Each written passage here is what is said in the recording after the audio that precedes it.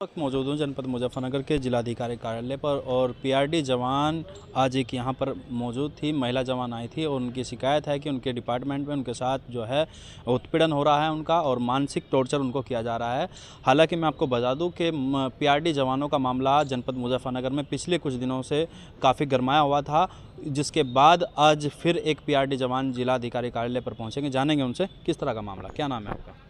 Sir नाम तहसीन। तहसीना जी, किस तरह का उत्पीड़न आपके साथ हो रहा है?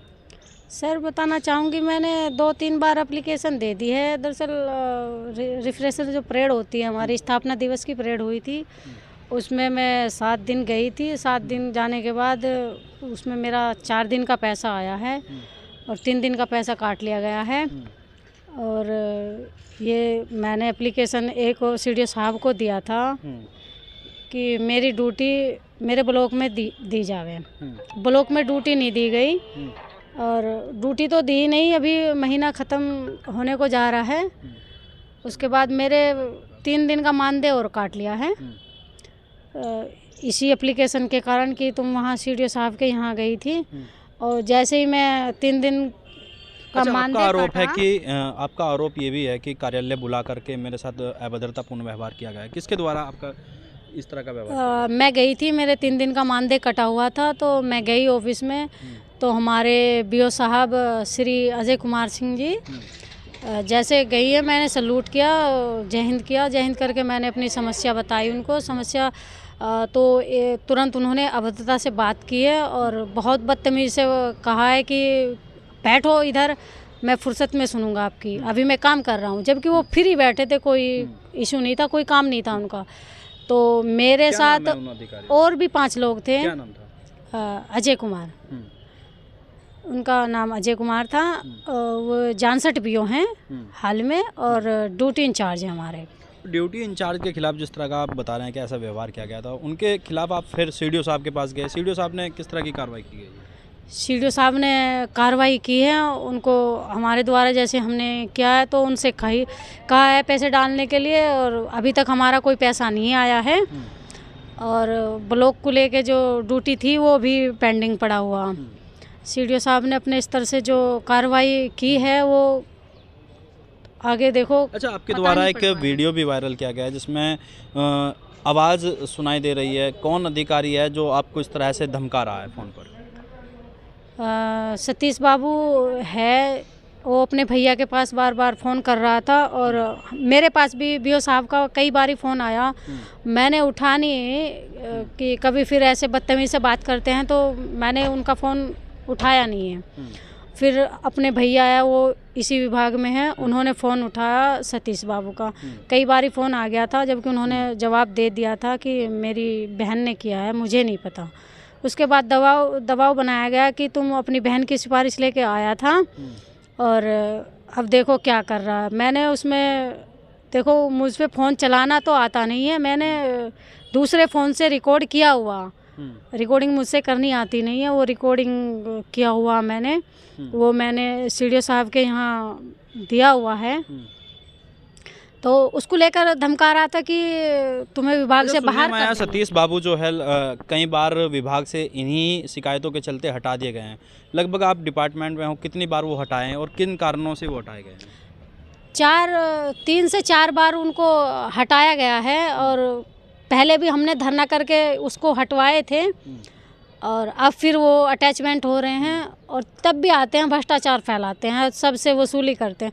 मुझसे भी कई बार उन्होंने ऐसा किया है। अच्छा, किस तरह की वसूली? कितने पैसे ड्यूटी लगाने के नाम पे या फिर किस तरह की ये वसूली की जाती है? ना पहले डाटा फीडिंग को लेके और अब जो है छोटी छोटी बातों पे वो पत्राचार कर देते हैं कि जवाब दो ऐसा कुछ करके। तो उन पे किसी को कहते हैं मार्कशीट में कमी है, किसी को कहते हैं तुम फर्जी भर्ती हो, जबकि फर्जी जो है भर्ती मुझे भी पीआरडी लोगों में भय दिखाकर, डर बैठा करके ये वसूली की जा रही है। जी जी। कोई भी अगर छोटी सी भी शिकायत कर देता तो उसको लेके उसे डराया धमकाया जाता है कि तुम्हारे खिलाफ ये कर दूंगा, वो कर दूंगा। तो उनके खिलाफ करते भी हैं, पत्राचार कई के जवानों के खिलाफ हो चुका है। उनको जवाबदेही के लिए बुलाया गया है और उनसे जवाबदेही हो रही है और फिर पैसा वैसा जो वसूली करते हैं वो करते तो हैं ही। आपके साथ भी हुआ ऐसा? हाँ मेरे साथ हुआ, लेकिन मुझसे अभी तक कोई वसूली हुई नहीं है। पैसे की डिमांड कोई? पैसे की डिमांड भी नहीं हुई। अच्छा, तो इस संबंध में सीडीओ साहब ने किस तरह की कार्रवाई का आश्वासन आपको दिया है? उन्होंने तुरंत कार्रवाई का आश्वासन दिया, हमारे सामने ही फ़ोन किया है और शायद पेंडिंग डाल दिया गया है कि अभी तक पैसा आया नहीं है हमारा। क्या कहना चाहोगे? योगी सरकार लगातार महिलाओं के हितों में योजनाएं चलाई हुई है, आप पीआरडी जवान हैं, पुलिस के सहयोगी है, जनता के सेवक हैं, फिर भी आपके साथ इस तरह का व्यवहार? सर क्या ही कह सकते हैं, हमारे जो मुख्यमंत्री जी है वही हमारी बात सुनने को तैयार नहीं है। हमारी बहुत दुर्दशा हो रही है कि एक तरीके से देखा जाए तो एक मज़दूर हमसे बेहतर है, जो प्रतिदिन का मज़दूर है वो हमसे बेहतर है कहीं ना कहीं, और हमारी जो स्थिति है बहुत ख़राब है। एक वर्दीधारी होकर के हमें ऐसा नीच तरीके, जो नीचले तरीके का होता है ना इंसान, उस तरीके में हमें जी रहा, भेदभाव किया जा रहा है। हमसे ऊपर तो होमगार्ड है, जबकि हमारी फ़ोर्स तो सबसे पहली फ़ोर्स है हिंदुस्तान की, आज़ादी में योगदान रहा हमारी फ़ोर्स का। उसके बावजूद योगी बाबा पता ना हमें क्यों नहीं देखना चाह रहे हैं ऐसी स्थिति में। हो सतीश जी के खिलाफ, इस तरह के अधिकारी के खिलाफ क्या किस तरह की कार्रवाई चाहते हो आप? कि बस अगर ये इतना डर भाव और अभद्रता से बात करते हैं, मेरे साथ नहीं हर जवान के साथ ऐसे ही करते हैं, तो इनको ऑफिस से हटाया जाए।